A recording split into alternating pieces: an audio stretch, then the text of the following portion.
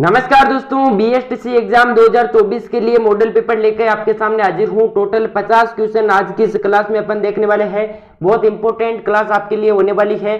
इस क्लास में जो राजस्थान जीके के इंपॉर्टेंट टॉपिक है, जैसे मैंने आपको सिलेबस में बताया था, राजस्थान के दुर्ग है, राजस्थान की चित्रकला है, राजस्थान के एकीकरण है, किसान आंदोलन है, उन टॉपिक से मैंने क्वेश्चन ज्यादा उठाए हैं और जिन टॉपिक्स का वेटेज थोड़ा सा कम रहता है वहां से क्वेश्चन कम लिए हैं।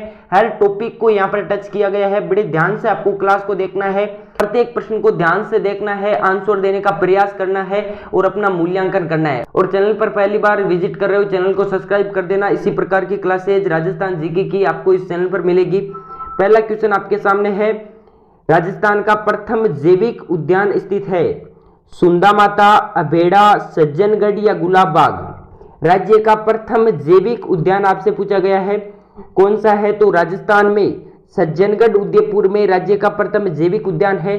सुंदा माता में राज्य का प्रथम रोपवे, सुंदा माता जालोर में राज्य का प्रथम रोपवे, जो राज्य का सबसे बड़ा रोपवे भी है, 2006 में स्थापित किया गया। अगला अभेड़ा कोटा जिले में स्थित है और ये भी राज्य का जैविक उद्यान है। सज्जनगढ़ उदयपुर राज्य का प्रथम जैविक उद्यान है, ये ध्यान रखना। और गुलाब बाग उदयपुर में राज्य का प्रथम बर्ड पार्क, राजस्थान का प्रथम बर्ड पार्क कौन सा है ये आपसे पूछा जाए तो गुलाब बाग उदयपुर होगा प्रथम बर्ड पार्क। ये अपना पहला क्वेश्चन कंप्लीट हो गया। नेक्स्ट क्वेश्चन आपके सामने, एशिया का सबसे बड़ा कृषि फार्म स्थित है सूरतगढ़ में, दुर्गापुरा में, तबीजी में या जैतसर में। तो राज्य का सबसे बड़ा कृषि फार्म सूरतगढ़ में स्थित है। दुर्गापुरा की बात की जाए तो दुर्गापुरा जयपुर जिले में स्थित है और यहां पर केंद्रीय कृषि अनुसंधान केंद्र स्थित है। ध्यान रखिएगा, केंद्रीय कृषि अनुसंधान केंद्र कहां पर स्थित है ये आपसे पूछा जाए तो दुर्गापुरा में स्थित है केंद्रीय कृषि अनुसंधान केंद्र। और इसकी स्थापना कब होती है यह आपसे पूछा जाए तो 1943 में इसकी स्थापना होती है। ये भी मोस्ट इंपोर्टेंट क्वेश्चन है। तबीजी अजमेर में राष्ट्रीय बीजीय मसाला अनुसंधान केंद्र। प्रश्न बहुत सारे आपको मुझे करवाने हैं, बड़े ध्यान से आपको क्लास को देखना है। बीजीय मसाला अनुसंधान केंद्र आपके एग्जाम में यहां से सीधे के सीधे प्रश्न देखने को मिलेंगे। बीजीय मसाला अनुसंधान केंद्र स्थित है और इसकी स्थापना सन 2000 में होती है। जैतसर राज्य का दूसरा सबसे बड़ा कृषि फार्म है। कनाडा की सहायता से जैतसर कृषि फार्म को लगाया जाता है। और सूरतगढ़ कब लगाया गया ये आपसे पूछा जाए तो 1956 में सूरतगढ़ कृषि फार्म स्थापित किया गया और ये रूस की सहायता से स्थापित किया गया। ये भी ध्यान रखिएगा, प्रत्येक क्वेश्चन को बड़े ध्यान से आपको देखना है। मैंने बताया एशिया का सबसे बड़ा कृषि फार्म सूरतगढ़ में सन 1956 में रूस की सहायता से स्थापित किया गया। दुर्गापुरा जयपुर जिले के अंदर 1943 में केंद्रीय कृषि अनुसंधान केंद्र यहां पर स्थापित किया गया। बीजीय मसाला अनुसंधान केंद्र तबीजी अजमेर में सन 2000 में स्थापित किया गया। और जैतसर में कनाडा के सहयोग से राज्य का दूसरा सबसे बड़ा कृषि फार्म स्थापित किया गया। ये सारे प्रश्न आपको ध्यान रखने हैं। नेक्स्ट क्वेश्चन आपके सामने, सरसों अनुसंधान निदेशालय स्थित है अजमेर में, जयपुर में, अलवर में या भरतपुर में। तो सरसों अनुसंधान केंद्र सेवर में स्थित है, सेवर भरतपुर में। बहुत इंपॉर्टेंट क्वेश्चन है, सेवर भरतपुर में सरसों अनुसंधान निदेशालय स्थित है। इसकी स्थापना कब होती है ये आपसे पूछा जाए तो 20 अक्टूबर 1993 को सरसों अनुसंधान निदेशालय की स्थापना होती है। अगला क्वेश्चन आपके सामने है, निम्न में से कौन सा जोड़ा गलत है? एकलिंग जी का मंदिर उदयपुर, करणी माता का मंदिर देशनोक, जगत शिरोमणि मंदिर उदयपुर और किराड़ू मंदिर बाड़मेर। एकलिंग जी का मंदिर उदयपुर जिले में स्थित है, बिल्कुल सही है। इसका निर्माण किसने करवाया ये आपसे पूछा जाए तो बप्पा रावल ने। मेवाड़ के शासक बप्पा रावल जी ने काल भोज के नाम से जाना जाता है, मेवाड़ में एकलिंग जी मंदिर का निर्माण करवाया था। करणी माता का मंदिर देशनोक बीकानेर में स्थित है और यहाँ पर जो सफेद चूहे पाए जाते हैं उन्हें काबा कहा जाता है। ये मोस्ट इंपोर्टेंट क्वेश्चन है। और जगत शिरोमणि मंदिर ये उदयपुर जिले में स्थित नहीं है, यही अपना बिल्कुल सही आंसर हो जाएगा। जगत शिरोमणि मंदिर आमेर जयपुर में स्थित है और इसका निर्माण किसने करवाया ये आपसे पूछा जाए तो रानी कनकावती ने। रानी कनकावती ने अपने पुत्र जगत सिंह की याद में आमेर जयपुर में जगत शिरोमणि मंदिर का निर्माण करवाया था। किराड़ू मंदिर राजस्थान का खजुराहो के नाम से जाना जाता है, गुर्जर प्रतिहार शैली का बना हुआ मंदिर है और बाड़मेर जिले में स्थित है, ये ध्यान रखिएगा। अगला क्वेश्चन आपके सामने है, सावंत सिंह का संबंध किस चित्रकला शैली से है? जोधपुर, करौली, किशनगढ़ या जयपुर? तो सामंत सिंह का संबंध किशनगढ़ शैली से हो जाएगा।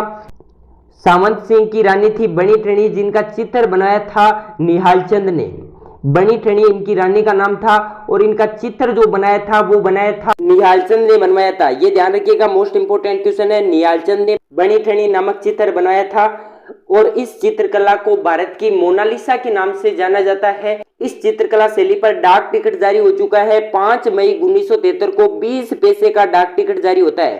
5 मई 1973 को 20 पैसे का डाक टिकट बनी ठणी पर जारी होता है, ये ध्यान रखेंगे। नेक्स्ट क्वेश्चन आपके सामने है, राजस्थान राज्य वन नीति लागू की गई। राजस्थान राज्य वन नीति किस वर्ष लागू की गई? 2008 में, 2010 में, 2006 में या 1998 में? तो राजस्थान राज्य वन नीति 2010 को लागू की जाती है। राजस्थान राज्य पर्यावरण नीति कब लागू की गई, यह आपसे पूछा जाए तो इसका आंसर भी 2010 होगा। राजस्थान राज्य वन नीति और राजस्थान राज्य पर्यावरण नीति दोनों की दोनों 2010 में लागू की गई, ये ध्यान रखेंगे। नेक्स्ट क्वेश्चन आपके सामने आ रहा है, बनास नदी का उद्गम है करौली की पहाड़ियों से, नाग पहाड़ से, बेराट की पहाड़ियों से या खमनोर की पहाड़ियों से? नाग पहाड़ से लूनी नदी का उद्गम होता है।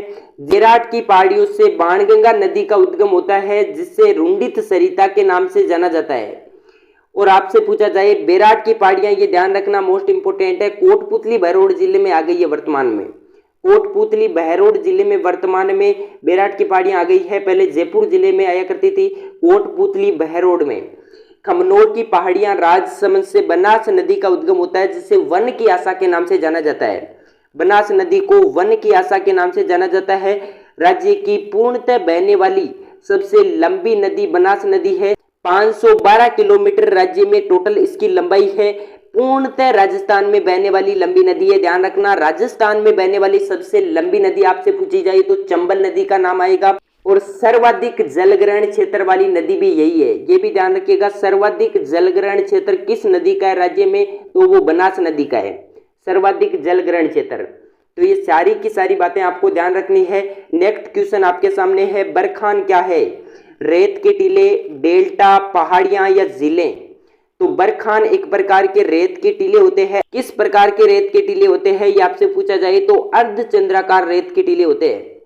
अर्धचंद्राकार रेत के टीले होते हैं, जो मुख्य रूप से मरुस्थलीय भाग में जो शुष्क स्थान है वहां पर ये रेत के टीले पाए जाते हैं, ये ध्यान रखिएगा। 1 नंबर ऑप्शन बिल्कुल सही हो जाएगा। अगला क्वेश्चन है आपका, रखड़ी और टोटी है महिलाओं के गहने, पुरुषों के वस्त्र, स्वदेशी जूते या सांपों के प्रकार? तो रखड़ी और टोटी महिलाओं के आभूषण है।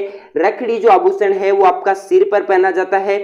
रखड़ी आभूषण कहाँ पहना जाता है ये आपसे पूछा जाए तो रखड़ी आभूषण सिर पर पहना जाता है। इसके साथ साथ मांग टीका, शीश फूल, मेमंद और टिड्डी बलको, ये सारे के सारे आभूषण सिर पर पहने जाते हैं। कौन कौन से मैं लिख देता हूँ यहाँ पर। मांग टीका आभूषण मोस्ट इंपोर्टेंट है, एक तो ध्यान रखिएगा, मांग टीका आभूषण, मेमंद आभूषण, मेमंद आभूषण को ध्यान रखेंगे। एक ध्यान रखिएगा, टिड्डी बड़को, टिड्डी बड़को जो आभूषण है वो भी सर पर पहना जाता है। और एक बोरला जो आप सबको पता है, ये आभूषण भी बार बार एग्जाम में पूछा जाता है, इसको भी ध्यान रखिएगा। और टोटी जो आभूषण है वो आपका कान में पहना जाता है। ये दोनों के दोनों महिलाओं के गहने हैं। नेक्स्ट प्रश्न आपके सामने, निम्नलिखित में से किस सभ्यता को धूलकोट कहते हैं? बालातल सभ्यता को कहा जाता है, गिल्लूंड सभ्यता को, आहड़ सभ्यता को या कालीबंगा सभ्यता को? बालातल सभ्यता उदयपुर जिले में स्थित है और इस सभ्यता में 11 कमरों वाला भवन बना हुआ है, ये ध्यान रखिएगा। 11 कमरों वाले भवन के लिए ये सभ्यता प्रसिद्ध है। 11 कमरों वाला भवन यहाँ पर बना हुआ है। और अगला आपसे पूछा गया गिल्लूंड सभ्यता, तो ये राजसमंद जिले में स्थित है। ये जो सभ्यता है गिल्लूंड सभ्यता, ये आहड़ सभ्यता का ही एक भाग है। आहड़ सभ्यता उदयपुर जिले में स्थित है और इसी सभ्यता को धूलकोट के नाम से जाना जाता है, ताम्रयुगीन सभ्यता के नाम से जाना जाता है। इस सभ्यता की खोज किसने की ये आपसे पूछा जाए तो RC अग्रवाल, जिन्हें हम रतन चंद्र अग्रवाल के नाम से जाने जाते हैं। एक तो RC अग्रवाल का नाम आएगा, दूसरा नाम आएगा AK व्यास का, अक्षय कीर्ति व्यास का नाम आएगा। RC अग्रवाल और AK व्यास ने इसकी खोज का कार्य किया और उत्खनन का कार्य किसने किया ये आपसे पूछा जाए तो उत्खनन का कार्य इसका किया था HD सांकलिया ने। बहुत इंपॉर्टेंट क्वेश्चन आपको मैं बता रहा हूँ। एच.डी. सांकलिया ने इसके उत्खनन का कार्य किया था। ये दोनों के दोनों क्वेश्चन आप ध्यान रखेंगे। और ये सभ्यता बेडच नदी के किनारे स्थित है। यहाँ पर कालीबंगा सभ्यता की मैं बात करूं तो हनुमानगढ़ जिले में घग्गर नदी के किनारे ये सभ्यता स्थित है। इसकी खोज अमलानंद घोष ने की और बीबी लाल और बीके थापर ने इसके उत्खनन का कार्य किया। सारी की सारी चीजें रिपीट कर देता हूं। बालातल सभ्यता उदयपुर जिले में स्थित है और यहाँ पर 11 कमरों वाला भवन बना हुआ है। आहड़ सभ्यता राजसमंद जिले में स्थित है, बेड़च नदी के किनारे स्थित है। इसके उत्खनन का कार्य एच.डी. सांकलिया ने किया और इसकी खोज का कार्य आर.सी. अग्रवाल और ए.के. व्यास यानी कि अक्षय कीर्ति व्यास ने किया। ये जितनी भी बातें बताई है सारी ध्यान रखेंगे। कालीबंगा सभ्यता, हनुमानगढ़ जिला, घग्गर नदी, बीबी लाल और बीके थापड़ ने उत्खनन का कार्य और खोज का कार्य सन 1951-52 के अंदर अमलानंद घोष ने किया था। अगला प्रश्न आपके सामने है, मेजा बांध बनाया गया है मेज नदी पर, कोठारी नदी पर, चंबल नदी पर या बनास नदी पर? तो मेजा बांध बनाया गया है कोठारी नदी पर, जो भीलवाड़ा जिले में स्थित है। ये ध्यान रखिएगा, भीलवाड़ा जिले में कोठारी नदी पर मेजा बांध बनाया गया है। नेक्स्ट क्वेश्चन आपके सामने है, राजस्थान की प्रथम नहर सिंचाई परियोजना कौन सी है? प्रथम नहर सिंचाई परियोजना आपसे पूछी गई है। गंग नहर, इंदिरा गांधी नहर, माही परियोजना या सोम कमला अंबा परियोजना? तो प्रथम नहर सिंचाई परियोजना गंग नहर परियोजना हो जाएगी अपने, जिसका निर्माण करवाया था महाराजा गंगा सिंह जी ने। बीकानेर के महाराजा गंगा सिंह जी ने इसका निर्माण करवाया था। और कब करवाया था ये आपसे पूछा जाए तो 1922 से लेकर 1927 ईस्वी तक इसका निर्माण कार्य चला था। ये भी बीएसटीसी 2022 में पूछा गया क्वेश्चन है। अगला आपसे पूछा जाए माही परियोजना का, तो माही परियोजना दक्षिणी राजस्थान में डूंगरपुर और बांसवाड़ा को मुख्य रूप से जल उपलब्ध करवाती है। सोम कमला अंबा परियोजना आपसे पूछी जाए तो ये डूंगरपुर जिले में स्थित है।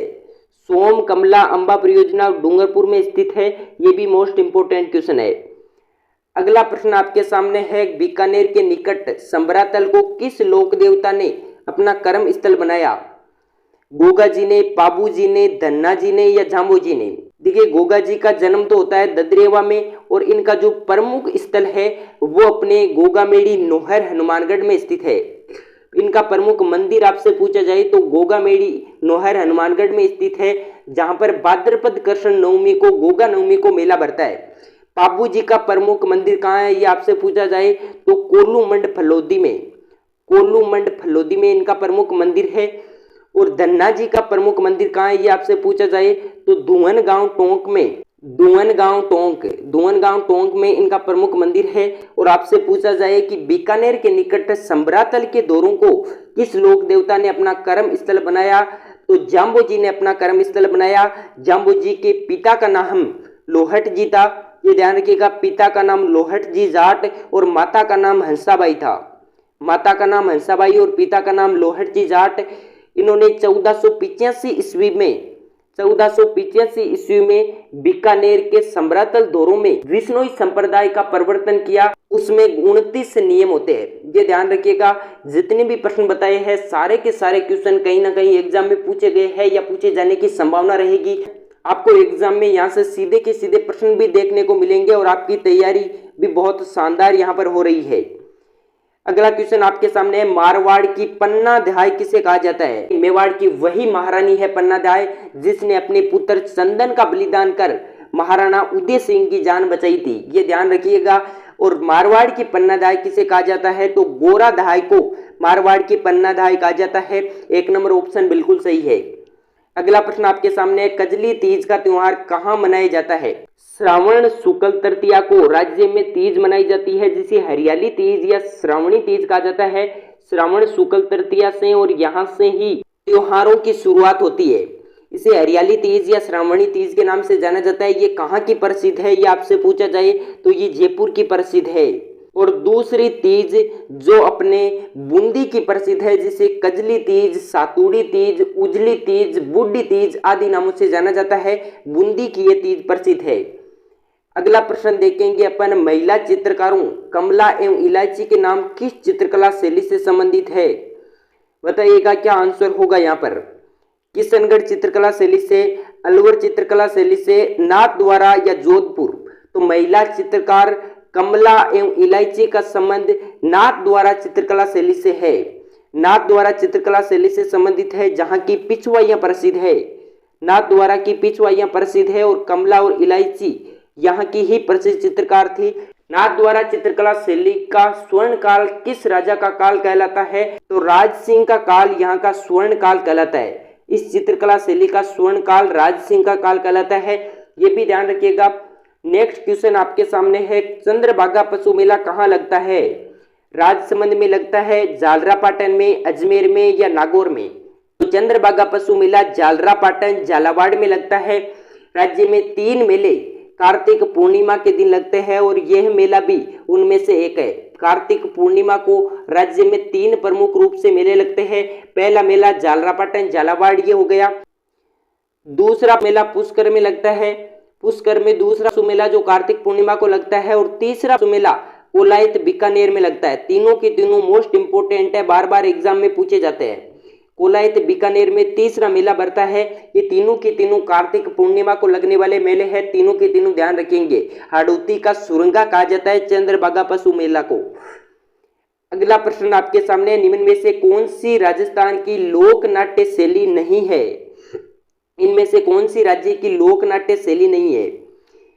तमाशा, ढाडी, रम्मत या नौटंकी? देखिए, राज्य में तमाशा जो प्रसिद्ध है वो जयपुर का प्रसिद्ध है। तमाशा राज्य में लोकनाट्य की शैली है और जयपुर का तमाशा प्रसिद्ध है। रम्मत आपसे पूछा जाए तो जैसलमेर और बीकानेर में रम्मत खेली जाती है। जैसलमेर और बीकानेर, जैसलमेर बीकानेर में रम्मत खेली जाती है। और जैसलमेर के तेज कवि इसके लिए प्रसिद्ध है, ध्यान रखिएगा, रम्मत के लिए तेज कवि प्रसिद्ध है। नौटंकी आपसे पूछा जाए तो भरतपुर और धौलपुर, साथ में डिग भी ध्यान रखिएगा।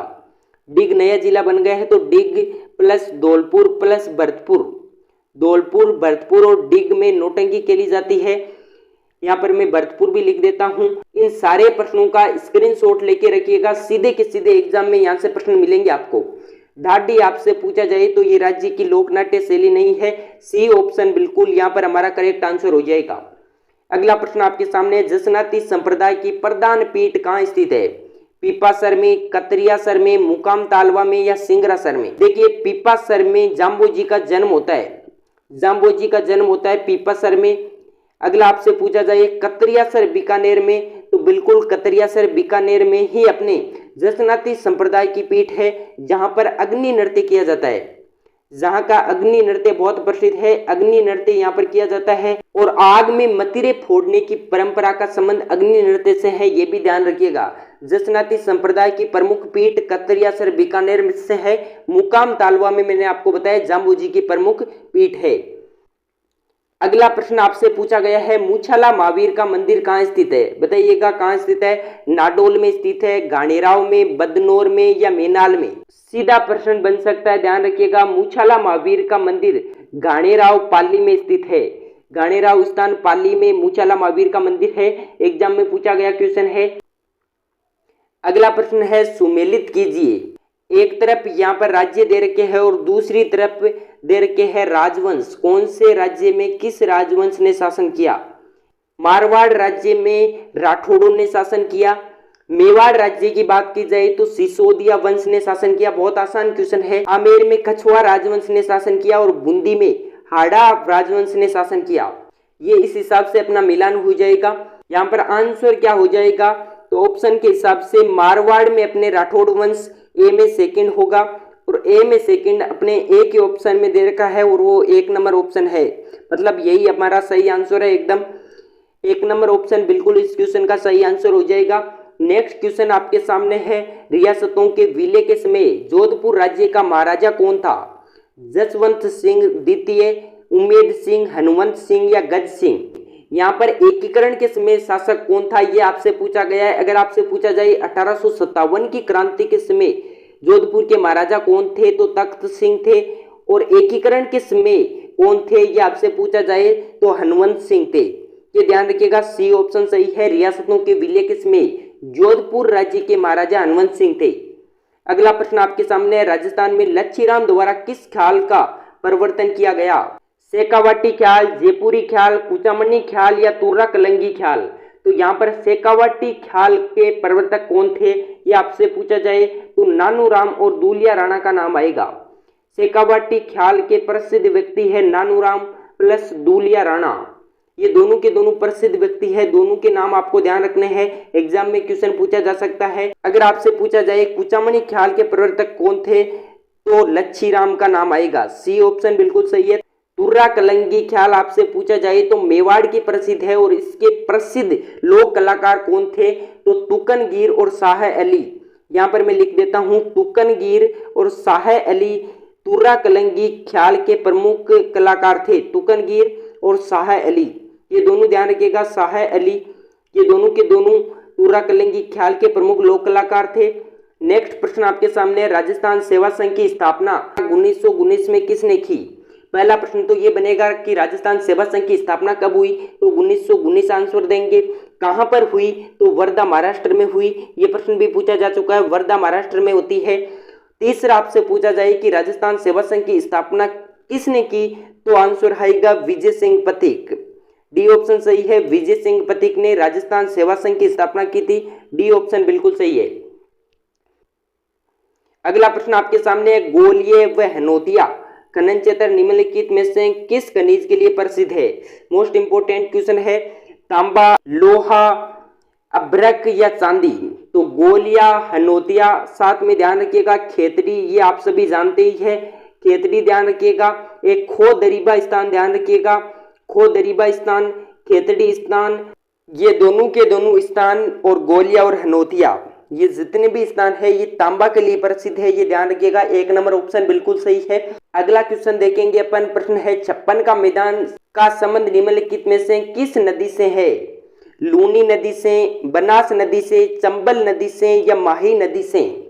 तो छप्पन का मैदान का संबंध माही नदी से हो जाएगा, डी ऑप्शन बिल्कुल सही है।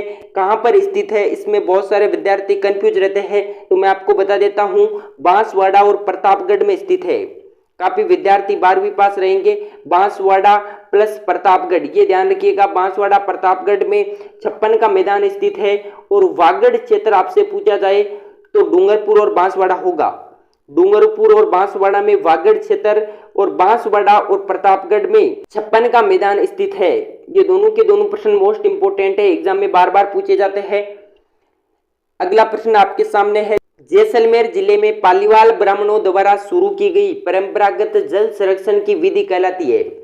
टांका, जोहड़, खड़ीन या कुंडी। तो जैसलमेर के पालीवाल ब्राह्मणों ने जो जल संरक्षण की तकनीकी अपनाई उसे खड़ीन के नाम से जाना जाता है, बी ऑप्शन सही है। पश्चिमी मरुस्थलीय क्षेत्रों में शुष्क क्षेत्र जो है उसमें खड़ीन एक जल संरक्षण का प्रमुख स्रोत है।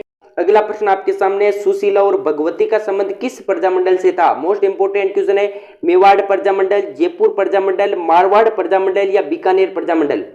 देखिए सुशीला और भगवती इन दोनों का संबंध मेवाड़ प्रजामंडल से हो जाएगा। और आपसे पूछा जाए मेवाड़ प्रजामंडल की स्थापना किसने की तो माणिक्यलाल वर्मा ने मेवाड़ प्रजामंडल की स्थापना की थी। माणिक्यलाल वर्मा ने मेवाड़ प्रजामंडल की स्थापना की, कब की ये आपसे पूछा जाए तो 1938 में, 24 अप्रैल 1938 में मेवाड़ प्रजामंडल की स्थापना माणिक्यलाल वर्मा ने की थी। इसके प्रथम अध्यक्ष कौन थे ये आपसे पूछा जाए तो बलवंत सिंह मेहता, बलवंत सिंह मेहता इसके प्रथम अध्यक्ष थे। और आपसे पूछा जाए कि सुशीला, भगवती और माणिक्यलाल वर्मा की पत्नी जिनका नाम था नारायणी देवी वर्मा, ये तीनों की तीनों मेवाड़ प्रजामंडल से संबंधित है, ये ध्यान रखिएगा। जयपुर प्रजामंडल राज्य का प्रथम प्रजामंडल है जिसकी स्थापना होती है 1931 में, 1931 में जयपुर प्रजामंडल की स्थापना होती है। कपूरचंद पाटनी ने इसकी स्थापना की थी। मारवाड़ प्रजामंडल की स्थापना 1934 में होती है और इसकी स्थापना की थी जय नारायण व्यास ने। मोस्ट इंपोर्टेंट क्वेश्चन है, जय नारायण व्यास ने मारवाड़ प्रजामंडल की स्थापना की। और बीकानेर प्रजामंडल की स्थापना किसने की ये आपसे पूछा जाए तो ये मोस्ट इंपोर्टेंट है, यहाँ पर बता देता हूँ। बीकानेर प्रजामंडल की स्थापना 1934 ईस्वी के अंदर बीकानेर प्रजामंडल की स्थापना मग्गा राम वेदे ने की थी। मग्गा राम वेदे ने बीकानेर प्रजामंडल की स्थापना की थी। ये सारे के सारे प्रश्न ध्यान रखेंगे। अगला प्रश्न आपके सामने है, निम्न में से कौन सा दुर्ग गढ़बीटली दुर्ग के नाम से जाना जाता है। गढ़बीटली नाम से कौन सा दुर्ग जाना जाता है ये बताइएगा। अचलगढ़, सिवाना, तारागढ़ या मेहरानगढ़। राजस्थान के अजमेर जिले में स्थित ये वह दुर्ग है जिसका निर्माण अजयराज ने करवाया था। ये दुर्ग गढ़ बिटली पहाड़ी पर स्थित है और इसे तारागढ़ दुर्ग के नाम से जाना जाता है। राज्य में तारागढ़ के 2 किले हैं, एक किला बूंदी में स्थित है और एक किला अजमेर में स्थित है।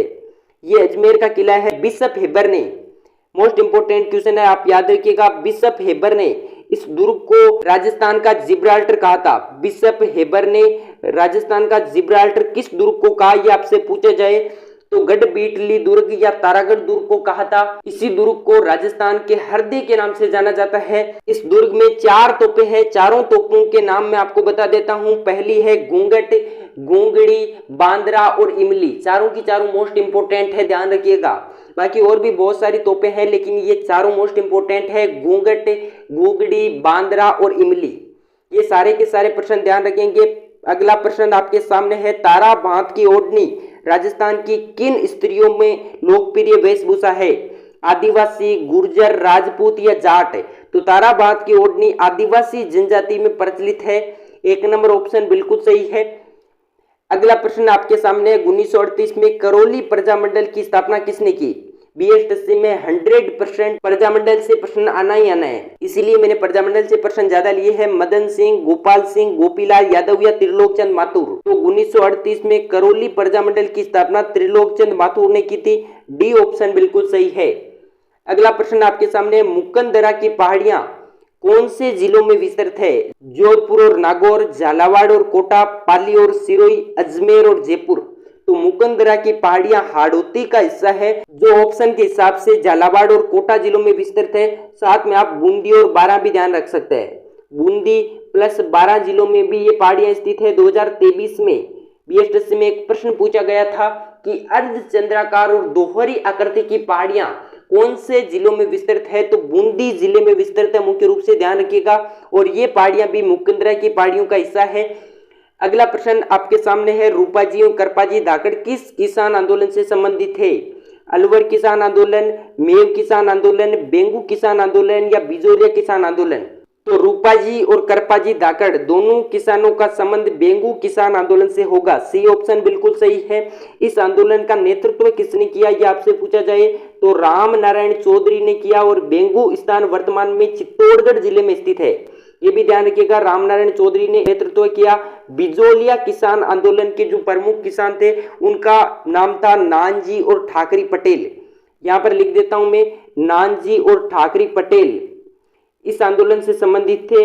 और बेंगू किसान आंदोलन से एक बात आपको और ध्यान रखनी है, नानजी और ठाकरी पटेल में यहां पर लिख देता हूं, बेंगू किसान आंदोलन में ट्रेंच आयोग का गठन किया गया था। मोस्ट इंपोर्टेंट क्वेश्चन है, ध्यान रखना, ट्रेंच आयोग का गठन किया गया। अगला प्रश्न आपके सामने, अकबर ने प्रताप से समझौते के प्रयास में 4 शिष्टमंडल भेजे, निम्न में से किसने शिष्टमंडल का नेतृत्व नहीं किया? अबुल फजल, टोडरमल, भगवंत दास और जलाल खां? तो ध्यान रखिएगा, अकबर ने 4 शिष्टमंडल भेजे जिन्हें हम जम भट्ट के नाम से ध्यान रखते हैं। जम भट्ट, ये ध्यान रखिएगा। जैसे जलाल खां कोरची हो जाएगा, जो यहाँ पर दे रखा है जलाल खां कोरची। मैं से हो जाएगा मान सिंह, जो यहाँ पर नहीं दे रखा है, मैं से मान सिंह। इन तीनों का क्रम भी इसी हिसाब से रहेगा।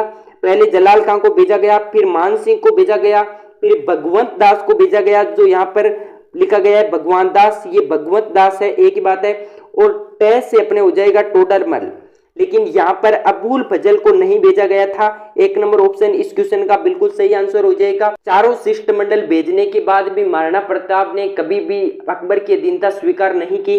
अगला प्रश्न आपके सामने, अचलदास खिंचीरी वचनिका नामक ग्रंथ का रचयिता कौन है? पहली वचनिका कौन सी थी, ये आपसे पूछा जाए तो यही थी। अचलदास खिंचीरी वचनिका प्रथम वचनिका थी और इसके जो रचयिता है वो है शिवदास गार्डन। शिवदास गार्डन ने अचलदास खिंचीरी वचनिका नामक ग्रंथ लिखा। 1 नंबर ऑप्शन बिल्कुल सही है। अगला प्रश्न आपके सामने, नरसिंहपुर पहाड़ और हिंगलाज का मगरा स्थित है? Mahi basin, Luni basin, Banas basin या चंबल बेसिन? सीधा आंसर ध्यान रखेंगे, लूनी बेसिन से संबंधित है नरसिंहपुरा पहाड़ और हिंगलाज मां का मगरा। 2 नंबर ऑप्शन बिल्कुल सही है। अगला है, बेसर और भंवर खड़ी आभूषण कहाँ पहने जाते हैं? पैर, नाक, हाथ या गला? तो बेसर और भंवरकड़ी दोनों के दोनों आभूषण आपके नाक के गहने हैं। 3 नंबर ऑप्शन बिल्कुल सही है। अगला प्रश्न आपके सामने, दादू पंत का अधिकांश साहित्य किस बोली में लिपिबद्ध है? दादू पंत की प्रमुख पीठ कहां पर है? ये क्वेश्चन बहुत इंपॉर्टेंट आपसे पूछा जाए तो नरेला जयपुर में दादू पंत की प्रमुख पीठ है और इनका अधिकांश साहित्य ढूंढाड़ी बोली में विस्तृत है या जिसे सदूकड़ी के नाम से भी जाना जाता है। सदूकड़ी या ढूंढाड़ी एक ही बात है। सदूकड़ी ऑप्शन में आ जाए तो सदूकड़ी भी कर देना आप लोग। सदूकड़ी या ढूंढाड़ी भाषा में इनका अधिकांश साहित्य लिपिबद्ध है। अगला प्रश्न देखेंगे, क्वेश्चन है, सूची फर्स्ट को सूची सेकंड के साथ सुमेलित कीजिए तथा सही उत्तर का चयन कीजिए। यहाँ पर एक तरफ सीमेंट उद्योग दे रखे हैं और दूसरे में सूची स्थान दे रखे हैं। जेके सीमेंट, बिड़ला सीमेंट, मंगलम सीमेंट और एसीसी सीमेंट। जेके सीमेंट आपसे पूछा जाए तो निम्बाहेड़ा में है। बिड़ला सीमेंट आपसे पूछा जाए तो चित्तौड़गढ़ में। मंगलम सीमेंट पूछा जाए तो मोड़क कोटा में और लाखेरी में। एसीसी सीमेंट का कारखाना स्थित है 1915 में क्लिक निक्सन कंपनी द्वारा। यहाँ पर ऑप्शन के हिसाब से आंसर देखोगे तो ए में 4 आंसर होगा। ए में 4 होगा तो यहाँ पर 4 नंबर कट जाएगा, 2 नंबर भी कट जाएगा। बिड़ला चित्तौड़गढ़ में बी में 3 नंबर आंसर है, यानी कि यहाँ पर 3 नंबर आंसर अपना बिल्कुल सही आंसर हो जाएगा। सी ऑप्शन बिल्कुल सही है। अगला प्रश्न आपके सामने, किस सभ्यता को भारत में सभी ताम्रयुगीन सभ्यताओं की जननी कहा जाता है? आहड़, कालीबंगा, गिलूड या गणेश्वर? तो ताम्रयुगीन सभ्यता आहड़ को कहा जाता है और ताम्रयुगीन सभ्यताओं की जननी, दोनों में बहुत फर्क है, ध्यान रखिएगा। जननी अगर आपसे पूछा जा रहा है तो गणेश्वर सभ्यता आंसर होगा और ताम्रयुगीन सभ्यता के नाम से आहड़ सभ्यता को भी जाना जाता है। कालीबंगा सभ्यता आपसे पूछा जाए तो कांस्य युगीन सभ्यता है। कालीबंगा सभ्यता का शाब्दिक अर्थ होता है काली चूड़ियां, ये भी ध्यान रखिएगा। गिलूड सभ्यता मैंने बता दिया राजसमंद में स्थित है। गणेश्वर सभ्यता कहां पर स्थित है ये आपसे पूछा जाए तो वर्तमान में नीमका थाना जिले में स्थित है और कांतली नदी के किनारे स्थित है, ये भी ध्यान रखिएगा। कांतली नदी के किनारे स्थित है। अगला प्रश्न आपके सामने, अलाउद्दीन खिलजी की निम्नलिखित राजपूत विजयों का सही कालानुक्रम क्या है? चित्तौड़गढ़ विजय, रणथंभौर विजय, जालोर विजय और सिवाना विजय। देखिएगा यहाँ पर सबसे पहले अलाउद्दीन खिलजी ने रणथंभौर पर आक्रमण किया था 1301 में। यहाँ शासक कौन था ये आपसे पूछा जाए तो हमीरदेव चौहान अलाउद्दीन खिलजी के आक्रमण के समय यहाँ का शासक था, हमीरदेव चौहान।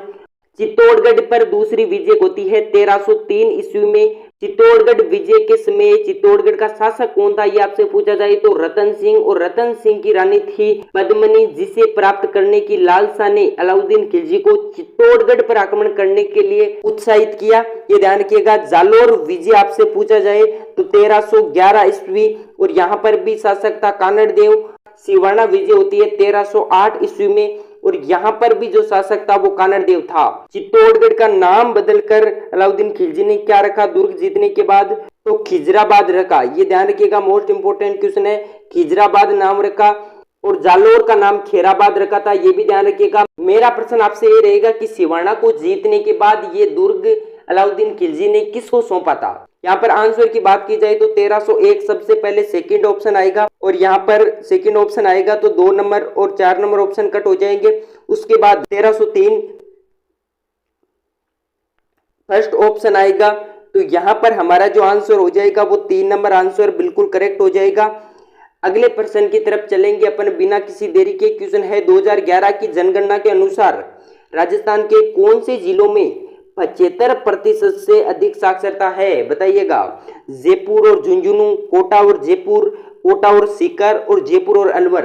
तो यहाँ पर 2011 की जनगणना के अनुसार सर्वाधिक साक्षरता दर की बात की जाएगी तो कोटा और जयपुर की होगी। कोटा की 76.6% और जयपुर की 75.5%। कोटा की 76.6% है और जयपुर की 75.5% है। ये 2 जिले ऐसे हैं जहां पर 75% से अधिक साक्षरता दर है।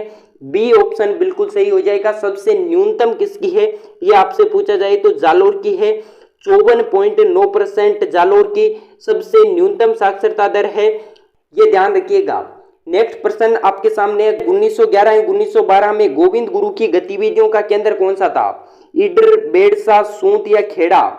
1911 या 1912 में गोविंद गिरी की गतिविधियों का केंद्र बनता है बेड़सा गांव। 3 नंबर ऑप्शन बिल्कुल सही है। सबसे पहला प्रश्न तो आपको जो ध्यान रखना है, गोविंदगिरी से 17 नवंबर 1913 को मानगढ़ जनसार होता है, जिसे राजस्थान का जलियांवाला बाग हत्याकांड के नाम से जाना जाता है। मानगढ़ हत्याकांड, ये इंपॉर्टेंट है, ये ध्यान रखिएगा, है मानगढ़ हत्याकांड, यहां पर लिख लेना, मानगढ़ हत्याकांड होता है। दूसरा प्रश्न आपको ध्यान रखना है, 1883 में संप सभा की स्थापना गोविंदगिरी ने की थी, ये ध्यान रखना है। ये दोनों के दोनों प्रश्न मोस्ट इंपोर्टेंट है, ध्यान रखिएगा। अगले प्रश्न की तरफ अपन चलेंगे। क्वेश्चन है, मत्स्य संघ का वृहत राजस्थान में विलय कब हुआ? 15 मई 1949, 18 मार्च 1948, 18 अप्रैल 1948 या 30 मार्च 1949। तो मत्स्य संघ का वृहत राजस्थान में विलय होता है 15 मई 1949 को 5वें चरण में, जिसे संयुक्त वृहत राजस्थान के नाम से जाना जाता है। 5वें चरण में मत्स्य संघ का वृहत राजस्थान में विलय किया जाता है। इसमें जो राजधानी थी 5वें चरण की संयुक्त वृहत राजस्थान की, वो जयपुर थी। राज प्रमुख आपसे पूछा जाए तो मान सिंह, राज वही करता है जिसका मान सम्मान होता है। मैंने एक वीडियो डाला था कि राजस्थान में प्रथम व्यक्तित्व है, वहां से भी एक प्रश्न डेफिनेटली आएगा, वो वीडियो जरूर देख लीजिएगा। वहां पर मैंने याद करवाया था आपको कि राज वही करता है जिसका मान सम्मान होता है। तो यहाँ पर 5वें चरण में राज प्रमुख बनते हैं मान सिंह। और इस चरण में प्रधानमंत्री कौन थे, ये आपसे पूछा जाए तो हीरालाल शास्त्री का नाम आएगा। यहाँ पर मैं लिख देता हूं, यहाँ पर पीएम थे हीरालाल शास्त्री। पीएम कौन थे? तो हीरालाल शास्त्री थे। हीरालाल शास्त्री यहाँ पर पीएम थे। ये सारे के सारे प्रश्न ध्यान रखेंगे। अगला प्रश्न आपके सामने, निम्न में से कौन सा दुर्ग कोसवर्धन दुर्ग के नाम से जाना जाता है? अलवर का बाला दुर्ग, शेरगढ़ दुर्ग, तवनगढ़ दुर्ग या सिवाना दुर्ग? तो कोसवर्धन दुर्ग के नाम से शेरगढ़ दुर्ग बारां को जाना जाता है। बारां में शेरगढ़ दुर्ग स्थित है, जिसे कोसवर्धन दुर्ग के नाम से जाना जाता है। इसका निर्माण किसने करवाया, ये आपसे पूछा जाए तो मालदेव ने, जोधपुर के राठौड़ शासक मालदेव ने इस दुर्ग का निर्माण करवाया था। एक शेरगढ़ का किला धौलपुर जिले में भी स्थित है। दोनों के दोनों दुर्ग इंपोर्टेंट है। शेरगढ़ का दुर्ग धौलपुर में भी है और बारां में भी है, लेकिन कोसवर्धन दुर्ग के नाम से शेरगढ़ बारां को जाना जाता है, जिसका निर्माण मालदेव ने करवाया था। और ये दुर्ग फर्रुखसिंह ने कोटा के शासक भीम सिंह को सौंप दिया था। ये ध्यान रखिएगा, कोटा के शासक भीम सिंह को मुगल शासक फर्रुखसिंह ने सौंप दिया था। ये भी मोस्ट इंपोर्टेंट क्वेश्चन है। अगला प्रश्न आपके सामने, लोक देवता हड़बूजी का मुख्य मंदिर कहाँ है? तिलवाड़ा में, परबतसर में, कोल्लू में या बेंगटी में? तो लोक देवता हड़बूजी का मुख्य मंदिर बेंगटी गांव फलोदी में है। बेंगटी गांव फलोदी जिले में लोक देवता हड़बूजी का प्रमुख मंदिर है। 4 नंबर ऑप्शन बिल्कुल सही आंसर हो जाएगा। कोल्लू मंड में बाबूजी का प्रमुख मंदिर है। बस्तर जो डीडवाना कुचामन जिले में है, यहाँ पर तेजाजी का प्रमुख मंदिर है। और तिलवाड़ा भी मोस्ट इंपोर्टेंट है, मल्लीनाथ जी का प्रमुख मंदिर है। यहाँ पर तिलवाड़ा बालोतरा में स्थित है। बालोतरा में स्थित है, ये ध्यान रखिएगा, बालोतरा जिले में स्थित है तिलवाड़ा, ये ध्यान रखिएगा। अगला प्रश्न आपके सामने है, 1857 के स्वतंत्रता संग्राम के समय मेवाड़ का पॉलिटिकल एजेंट कौन था? मेजर सावर्स, कर्नल ईडन, मॉकमेसन या मेजर बर्टन? तो मेवाड़ का आपसे पूछा जाता है तो मेजर सावर्स का नाम आएगा। मेवाड़ का मेजर सावर्स। कर्नल ईडन कहाँ का था, ये आपसे पूछा जाए तो जयपुर का था। अगला आपसे पूछा जाए मॉकमेसन या मेकमोसन, तो ये जोधपुर का था।